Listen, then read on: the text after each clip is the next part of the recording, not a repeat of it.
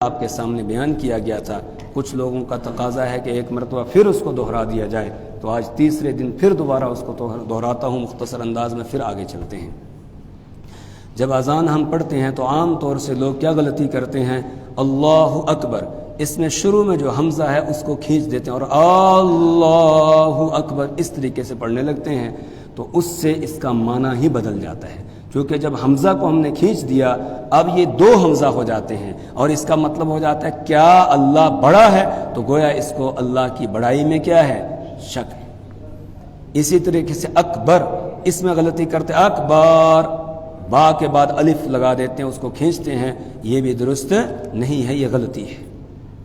اسی طریقے سے اشہد اللہ الہ الا اللہ، اس میں یہ غلطی کرتے ہیں کہ اشہد میں جو ہا ہے اس کو کھا جاتے ہیں، اشہدو پڑھتے ہیں، اور اگر ہا پڑھتے ہیں اس کے بعد الف لگا دیتے ہیں اشہاد اللہ الہ، ال میں کیا کرتے ہیں؟ نون لکھنے میں آتا ہے، پڑھنے میں نہیں آتا ہے، تو اس نون کو بھی پڑھ دیتے ہیں، اللہ پڑھ دیتے ہیں، تو یہ درست نہیں ہے۔ اسی طریقے سے لا الہ الہ، الہ میں جو الہ کا لام ہے، اس لام کے اوپر خالی کھڑا زبر ہے، اور کھڑا زبر کو ایک الف کے برابر کھینچنا ہوتا ہے، یعنی اتنا جتنے میں آدمی مٹھی بند کر کے کھولتا ہے، بند مٹھی کو کھولنے میں جتنا ٹائم لگتا ہے اتنا اس کو کھینچنا ہے۔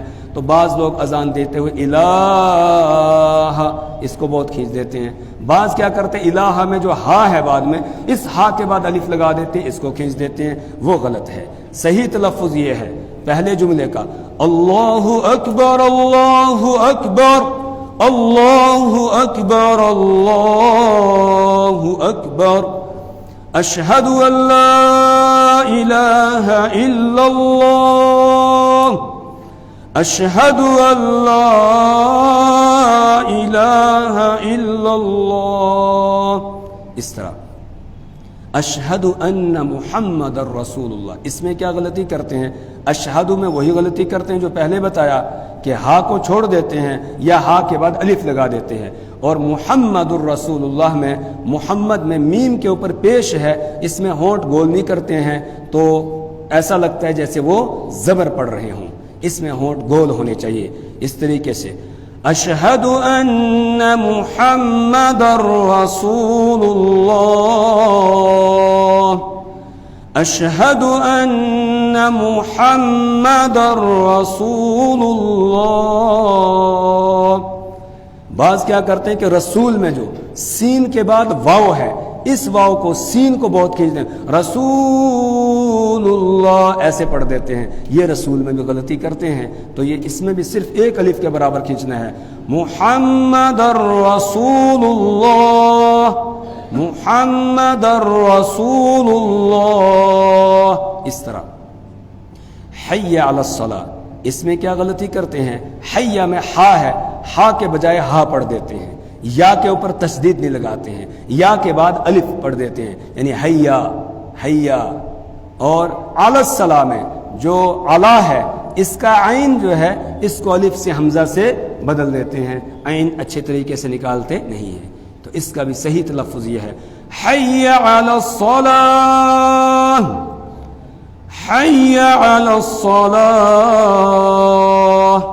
دوسری غلطی یہ کرتے ہیں کہ الصلاۃ کے آخر میں جو ہے یہ گولتا ہے، جو وقت کی حالت میں ہا سے بدل جاتی ہے، تو بہت سارے حی علی الصلاۃ پڑھ دیتے ہیں اس کو، تو صلاۃ پڑھنا یہ درست نہیں ہے۔ حی علی الفلاح، اس میں حیا میں وہی غلطی کرتے ہیں جو ابھی بتائی گئی کہ ہا کو ہا سے بدل دیتے ہیں، یا پر تشدید نہیں پڑھتے ہیں اور بعد میں الف لگا دیتے ہیں۔ اسی طریقے سے الفلاح، اس میں فا کو پھا پڑھ دیتے ہیں، تو اس کا تلفظ بھی درست کرنے کی کوشش کرنی چاہیے۔ صحیح تلفظ یہ ہے حی علی الفلاح حی علی الفلاح۔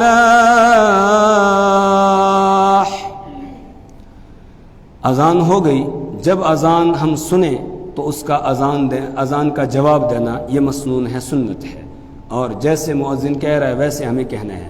البتہ حی علی الصلاح اور حی علی الفلاح میں دونوں طرح کی روایتیں ہیں کہ حی علی الصلاح ہی اس کے جواب میں کہا جائے، حی علی الفلاح ہی کہا جائے، اور یہ بھی ہے کہ اس کے جواب میں لا حول ولا قوت الا باللہ یہ کہا جائے۔ تو تو لہذا لا حول ولا قوت الا باللہ یہ بھی اور حی علی الصلاح حی علی الفلاح وہ بھی، دونوں کو اگر جمع کر لیں تو اور زیادہ بہتر ہے۔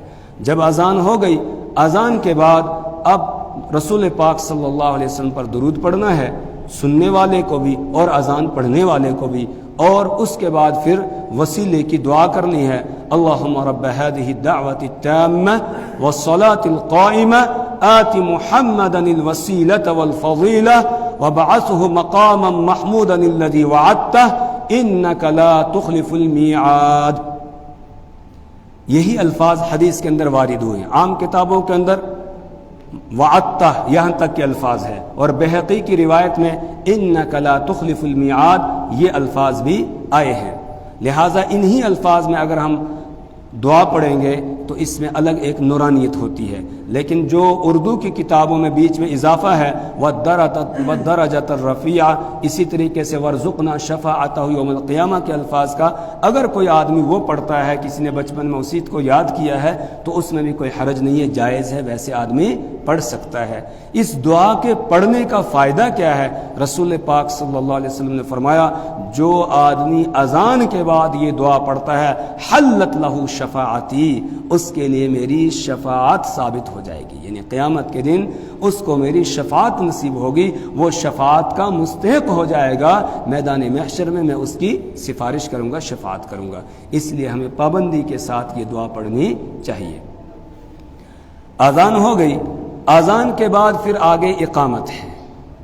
اقامت میں بھی وہی الفاظ دہرائے جائیں گے جو اذان میں ہے۔ ہاں ایک بات فجر کی اذان کے حوالے سے رہ گئی، فجر کی اذان میں حی علی الفلاح کے بعد اضافہ ہے الصلاۃ خیر من النوم کا، 2 مرتبہ یہ کہا جائے گا، اور اس کے جواب میں فقہ نے لکھا ہے کہنا چاہیے صدقتا و بررتا، تو نے سچ کہا اور تو نے نیکی کا کام کیا۔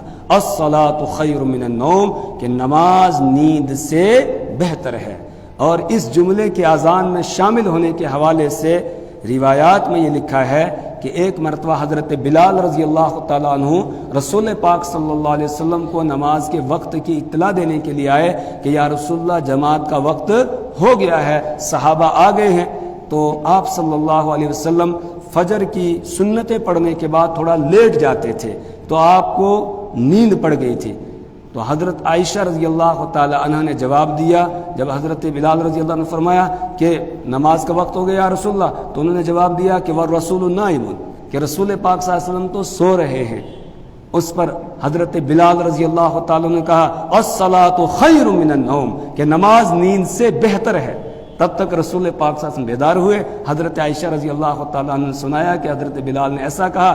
آپ نے حضرت بلال کو بلایا اور فرمایا کہ اب فجر کی اذان میں اس جملے کو شامل کر دو۔ اس کے بعد پھر فجر کی اذان میں یہ جملہ بڑھا دیا گیا الصلاۃ خیر من النوم کا۔ اقامت میں اذان کے جو کلمات ہیں انہی کو دہرایا جائے گا، البتہ حی علی الفلاح کے بعد قد قامت الصلاۃ، قد قامت الصلاۃ اس کا اضافہ ہے۔ روایات میں جو الفاظ اقامت کے آتے ہیں تو اس میں تھوڑا سا اختلاف ہے، کچھ روایات میں کم الفاظ آئے ہیں۔ وہ کیا ہے؟ اللہ اکبر اللہ اکبر، اشہد ان لا الہ الا اللہ، اشہد ان محمد رسول اللہ، حی علی الصلاۃ، حی علی الفلاح، قد قامت الصلاۃ، قد قامت الصلاۃ، اللہ اکبر لا الہ الا اللہ۔ یہ الفاظ بھی ہیں۔ امام شافعی رحمہ اللہ نے انہی الفاظ کو اختیار کیا ہے، اس لیے جن لوگوں نے حج اور عمرہ کیا ہے ان کو پتہ ہے کہ وہاں جب اقامت پڑھتے ہیں تو یہی الفاظ پڑھتے ہیں، اور دوسری روایات میں ویسے ہی الفاظ ہیں جیسے اذان کے ہی، 2 مرتبہ۔ البتہ ان کے پڑھنے کا انداز جو ہوگا وہ اذان کی طرح نہیں ہوگا۔ اذان میں ہر جملہ ہم الگ الگ پڑھتے تھے، اللہ اکبر سانس توڑ دیتے تھے، اسی طرح اشہد ان لا الہ الا اللہ سانس توڑ دیا، پھر دوسری مرتبہ پڑھتے اشہد ان لا الہ الا اللہ، لیکن اذان پڑھتے ہوئے دونوں جملوں کو ایک سانس میں ادا کرنا ہے، اس طریقے سے اللہ اکبر اللہ اکبر اللہ اکبر اللہ اکبر، اشہد ان لا الہ الا اللہ، اشہد ان لا الہ الا اللہ، أشهد أن محمد رسول الله أشهد أن محمد رسول الله حي على الصلاة حي على الصلاة حي على الفلاح حي على الفلاح قد قامت الصلاة قد قامت الصلاة الله أكبر الله أكبر لا الہ الا اللہ. یہ طریقہ ہوگا الفاظ کو ادا کرنے کا اقامت میں، یعنی جو مماثل کلمات ہیں ڈبل ڈبل ہیں ان کو دونوں کو ایک سانس میں کہنا ہے. اور جس طرح اذان پڑھتے ہوئے حی علی الصلاۃ اور حی علی الفلاح میں گردن کو دائیں جانب حی علی الصلاۃ میں اور حی علی الفلاح میں بائیں جانب گھمائیں گے تو اسی طریقے سے اقامت میں بھی گردن کو گھمانا ہے. اور گھمانے کا طریقہ میں نے بتایا تھا اذان کے اندر کہ گردن کو پہلے گھما لیں گے پھر وہی کلمے کو شروع کرنا وہی ختم کرنا ہے. اسی طریقے سے ادھر بھی پہلے گردن گھما لیں گے وہی کلمہ شروع کرنا اور وہیں پر ختم کرنا ہے، یعنی کانوں میں انگلی رکھ کے شروع سے ہی. اور اس طریقے سے حی علی الصلاۃ حی علی الصلاۃ حی علی الفلاح حی علی الفلاح. اذان میں تو اس طریقے سے گھمائیں گے، اقامت میں گردن کو گھما لیا ایسے، یہی شروع کیا حی علی الصلاۃ حی علی الصلاۃ حی علی الفلاح حی علی الفلاح. اس طریقے سے اقامت میں بھی گردن کو گھمانا یہ مستحب ہے اور مسنون بھی لکھا ہے. تو اقامت میں بھی، اقامت کا بھی جواب ہے، جس طرح اذان کا جواب ہے اسی طریقے سے اقامت کا بھی جواب ہے. اور جب اقامت پڑھنے والا قد قامت الصلاح قد قامت الصلاح کہتا ہے تو اس کے جواب میں یہ کہنا ہے اقامہ اللہ و ادامہ اقامہ اللہ و ادامہ، اللہ اس کو قائم رکھے اور اس کو دائم رکھے. یہ گویا ہم دعا کرتے ہیں اس کے جواب میں. باقی الفاظ وہی دہرائیں گے جو اقامت پڑھنے والا دہرا رہا ہے. اذان اور اقامت ان دونوں کے بیچ میں کتنا فاصلہ ہونا چاہیے، کتنا وقفہ ہونا چاہیے؟ ترمذی شریف کی روایت ہے، اللہ کے رسول صلی اللہ علیہ وسلم نے فرمایا اجعل بین اذانک و اقامتک، اذان اور اقامت کے درمیان اتنا فاصلہ کرو کہ یہاں تک کہ کھانے والا کھانے سے فارغ ہو جائے، اور جو بیت الخلاء میں گیا ہے وہ وہاں سے فارغ ہو کے وضو کر کے آ جائے، اور جو گھر میں ہے وہ نماز کی تیاری کر کے آ جائے. اتنا فاصلہ ہونا چاہیے. مغرب کے علاوہ باقی نمازوں میں تو الحمدللہ ہمارے یہاں فاصلہ ہوتا ہے اذان اور اقامت کے درمیان. تھوڑا سا ہم فصل کرتے ہیں، وقفہ کرتے ہیں، اس کے بعد اقامت کہی جاتی ہے، تب تک لوگ آ جاتے ہیں. لیکن مغرب میں وقفہ بالکل ہم کرتے نہیں ہیں، ادھر اذان ختم ہوئی اور ادھر اقامت شروع کر دیتے ہیں. نہیں، مغرب میں بھی تھوڑا سا وقفہ کرنا چاہیے. یہاں ہم کیوں سمجھ لیتے ہیں کہ سارے لوگ اس وقت مسجد میں ہوں گے؟ بہت سارے ایسے ہیں جو اپنے کام میں لگے ہوئے تھے، مؤذن کی آواز کان میں پڑی، اب ان کو پتہ چلا اب وہ آئیں گے، تو جب تک وہ پہنچیں گے تب تک 1 رکعت 2 رکعتیں نکل چکی ہوگی. اس لیے مغرب کی نماز میں بھی 1-2 منٹ کا زیادہ فاصلہ مغرب میں نہیں، چونکہ مغرب کا وقت کم ہے تو 1-2 منٹ کا فاصلہ بلکہ 3 منٹ کا فاصلہ مغرب میں بھی رکھ لینا چاہیے، تاکہ جو متنبع نہیں تھا اور جیسے اذان ہوئی وہ متنبع ہوا، اب وہ آ سکے اور جماعت کے اندر شریک ہو جائے اور اس کی جماعت یا تکبیر اولیٰ نہ چھوٹنے پائے. جس طرح رمضان میں ہم فاصلہ کرتے ہیں، وقفہ کرتے ہیں، اسی طریقے سے عام دنوں میں بھی تھوڑا سا وقفہ ہونا چاہیے. 2 منٹ کا، 2 سے 2.5 منٹ کا وقت ہوا، حضرت بلال نے اقامت شروع کرنا. جس نے اذان پڑھی یہ اس کا حق ہے، اسی کو پڑھنے دو اقامت. ہاں اگر وہ اذان پڑھنے والا خود کسی کو اجازت دے دے کہ میری طرف سے آپ اقامت پڑھیے تو پھر آدمی کو پڑھنی چاہیے، ورنہ یہ اسی کا حق ہے جس نے اذان پڑھی ہے. اقامت کے وقت کب کھڑے ہوں گے، اس سلسلے میں افراط اور تفرید سے کام لیا جا رہا ہے. اقام یقیم اقامتن، اس کا معنی ہوتا ہے کھڑا کرنا. تو ہم جب کھڑے ہوتے ہیں تو گھڑی کو دیکھتے رہتے ہیں، جیسے ٹائم ہوا سب کھڑے ہو جاتے ہیں. ابھی اقامت شروع ہوئی نہیں، اقامت پڑھنے والے نے کھڑے ہونے کا ہمیں آرڈر دیا ہی نہیں، کھڑے ہونے کے لیے کہا ہی نہیں، ہم پہلے کھڑے ہو جاتے ہیں. اس کو فقہاء کرام نے مکروہ لکھا ہے. تو اقامت شروع ہونے سے پہلے کھڑا ہونا یہ مکروہ ہے. اقامت پڑھنے والا اقامت شروع کرے، جیسے وہ اقامت شروع کرے بس سب کھڑے ہونا شروع ہو جائیں، ادھر وہ اقامت ختم کرے، امام دیکھ لے صفیں سیدھی ہے، نماز شروع کرا دے، اگر صفیں سیدھی نہیں ہے تو پہلے صف سیدھی کرائے، اس کے بعد پھر نماز شروع کرائے گا۔ صحابہ کرام رضوان اللہ تعالی علیہم اجمعین کا عمل فتح الملہم میں یہ لکھا ہوا ہے کہ حضرت بلال رضی اللہ تعالیٰ عنہ اذان پڑھنے کے بعد بیٹھے رہتے تھے اور روضہ اقدس صلی اللہ علیہ وسلم کے دروازے کی طرف دیکھتے رہتے تھے، آپ کے حجرے کے دروازے کی طرف۔ جیسے ہی رسول پاک صلی اللہ علیہ وسلم پردہ ہٹاتے نماز کے لیے آنے کے لیے تو حضرت بلال رضی اللہ تعالیٰ فوراً اقامت شروع کر دیتے، اب دوسرے صحابہ کو پتہ چلتا، وہ بھی کھڑا ہونا شروع ہو جاتے تھے، اور جب اقامت ختم ہو جاتی رسول پاک صلی اللہ علیہ وسلم ملاحظہ فرماتے، اگر صفیں سیدھی ہے نماز شروع کرا دیتے، صفیں سیدھی نہیں ہے تو صفیں سیدھی کراتے، پھر نماز پڑھاتے تھے۔ یہ ہے صحابہ کرام کے کھڑے ہونے کا طریقہ۔ اب اس میں کیا ہے، ہم پہلے ہی کھڑے ہو جاتے ہیں، وہ غلط ہے، اور بعض لوگ حی علی الصلاۃ اور حی علی الفلاح تک بیٹھے ہی رہتے ہیں اور اس بیٹھے رہنے کو فرض سمجھتے ہیں، اگر کوئی کھڑا ہے تو اس کو بھی بٹھا دیتے ہیں، انہوں نے بھی تفریط سے کام لیا، کہیں افراط اور کہیں تفریط ہے۔ صحیح طریقہ جو صحابہ کا وہ میں نے بتا دیا۔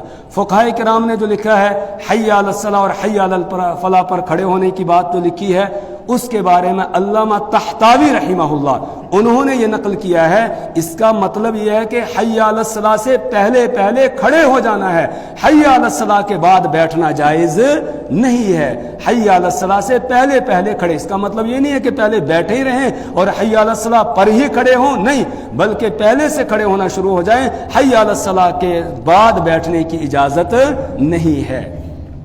اور اسی طریقے سے فقہاء نے یہ بات بھی لکھی ہے کہ اصل میں تعلق کھڑے ہونے کا وہ امام کے ساتھ ہے، اگر امام پہلے سے مسجد میں موجود ہے، اقامت شروع ہوتے ہی لوگ کھڑے ہو جائیں، اور اگر امام پہلے سے موجود نہیں ہے تو امام اگر سامنے سے آ رہا ہے، جیسے امام پر لوگوں کی نظر پڑے تب کھڑے ہوں، اس سے پہلے کھڑے نہ ہوں، چاہے آدھی اقامت ہوگی تب بھی کھڑے نہ ہوں، امام پر نظر پڑے پھر کھڑے ہوں، اور اگر امام پیچھے سے آ رہا ہے، ادھر اقامت شروع ہو گئی ادھر امام پیچھے سے آ رہا ہے، تو جس صف سے امام گزر رہا ہے وہ صف کھڑی ہوتی جائے گی امام کے ساتھ، کیونکہ حضور نے فرمایا لا تقوموا حتی ترونی، تم کھڑے نہ ہوا کرو یہاں تک کہ مجھے دیکھ لو۔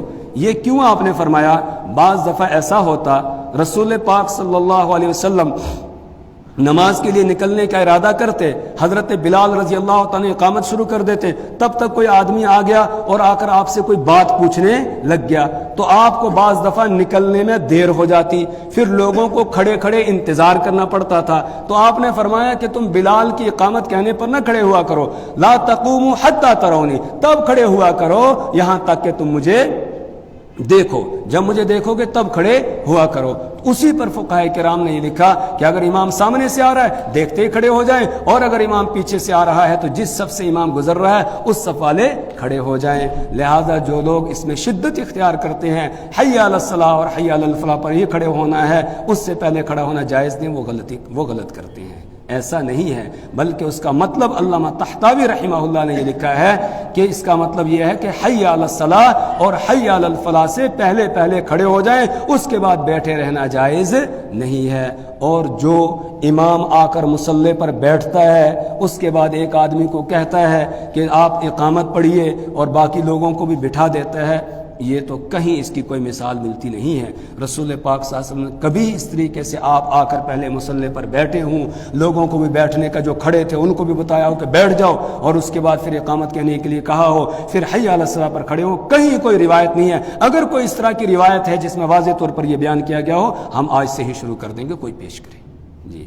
تو لہٰذا طریقہ میں نے بتا دیا صحابہ کا کیا ہے، اقامت شروع ہوگی تب کھڑے ہوں گے، گھڑی کو دیکھ کر کھڑے نہیں ہوں گے، اور اقامت شروع ہوتے ہی کھڑا ہونا شروع ہو جائیں گے، اور پھر حی علی الصلاۃ سے پہلے پہلے سب کھڑے ہو جائیں، سب کو سیدھا کر لیں، امام اس کے بعد دیکھے صفیں سیدھی ہے نماز شروع کرا دے، اگر صفیں سیدھی نہیں ہے تو پھر صفیں سیدھی کرائے گا، پھر نماز شروع کرے گا۔ اللہ تعالی ہمیں دین کی سمجھ